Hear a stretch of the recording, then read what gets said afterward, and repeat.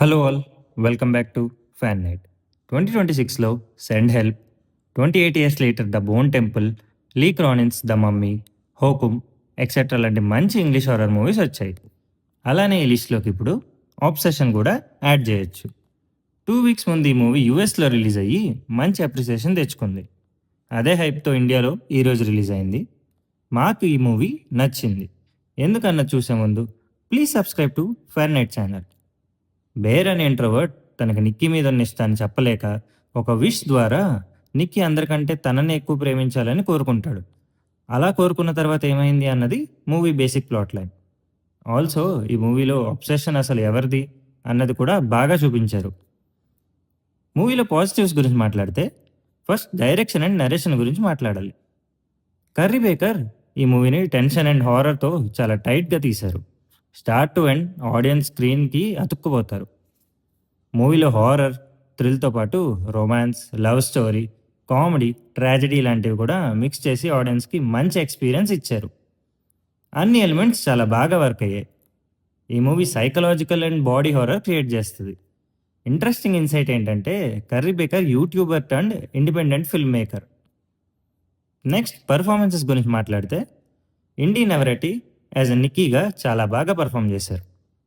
భయపెట్టడమే కాకుండా ఒక పాయింట్లో క్యూట్గా ఉంటూ ఇంకా చాలా వేరియేషన్స్ చూపిస్తూ క్యారెక్టర్ని తినేసింది.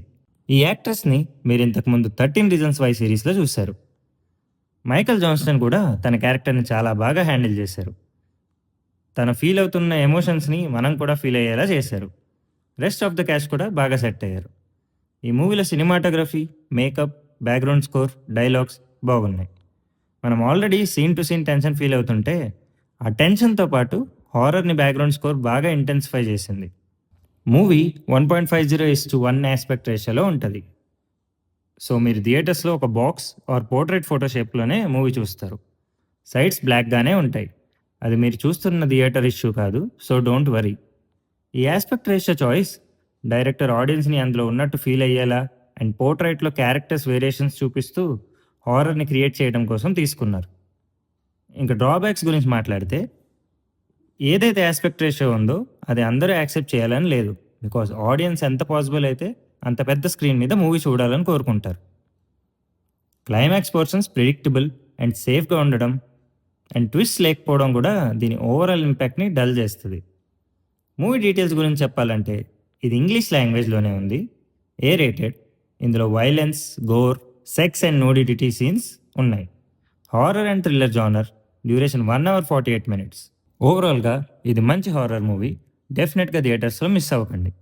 మాకు మాత్రం ఇండీ నవరాటి స్టాండర్డ్ పర్ఫార్మర్ అండ్ ఈ ఇయర్ అవార్డ్స్ విన్నింగ్ ఛాన్సెస్ కూడా తనకి చాలా ఉన్నాయి. ఫైనల్గా మా రేటింగ్ 4 stars. అండ్ ఈ మూవీని జస్ట్ 10 crores తీశారు. హాలీవుడ్లో ఇంత తక్కువ బడ్జెట్లో పుల్అవుట్ చేయడం అంటే చాలా గ్రేట్. ఈ వీడియో మీకు నచ్చితే లైక్, షేర్ అండ్ కమెంట్ చేయండి. See in the next video.